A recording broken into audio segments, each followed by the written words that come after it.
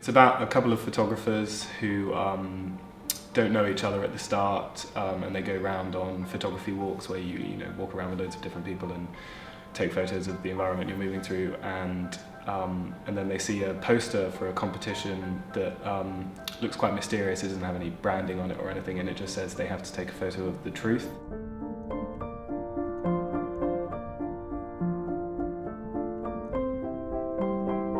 It was quite a collaborative effort, at least to start with, so we wrote it together, planned it all together, and then we started developing more of a split in terms of like who did what. So, I mean, we storyboarded together extensively, but after that I kind of let go of like the visual elements to some extent, took more hands-on with directing and working with the actors. And we've both been keen photographers for a while as well, and Gabe does a bit of philosophy, so...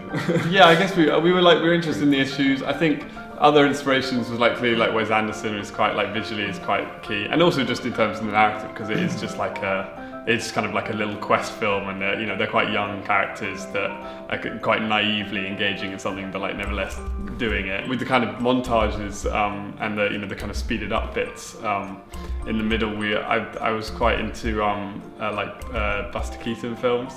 And I've watched The General in first year or something, and they have that kind of that kind of farcical kind of action way off in the distance, and because of the size of the characters, it's all the more funny because they seem kind of diminutive and silly. So that informed those parts quite a lot, I think. I'd worked on a few different student short films and seen some other just kind of short films in general as well that were made on a really low budget like ours was, and one of those things in those films is production design always falls down a bit, I think, and people end up just kind of shooting more guerrilla in the environments they have. It was kind of born out of us just really wanting to make a film, so to some extent we weren't that worried. We had 2 weeks before we went back to uni, and we were just let's write something. So we spent about a week just throwing around ideas, and we had this idea of the photo walk. You kind of have ideas, and then you're constantly projecting about especially at this level of filmmaking, the practicalities of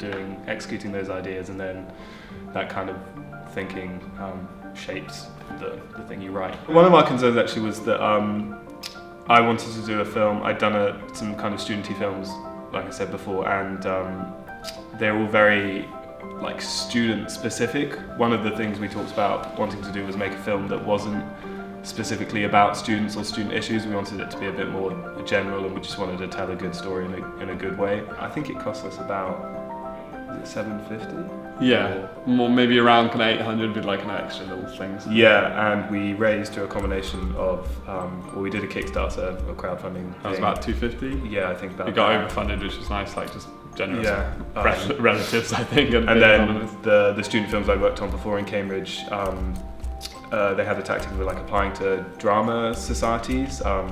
Cambridge has loads of those, the colleges all have specific ones, and then the university has its own one as well. So we applied to lots of those, ended up getting a bit from one.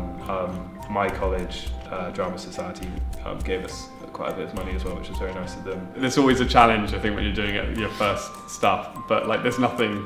You always, because you have these kind of idealistic ideas about your own creativity and your writing, and I think it's best to do a 3-minute film incredibly well rather than a longer one, decently.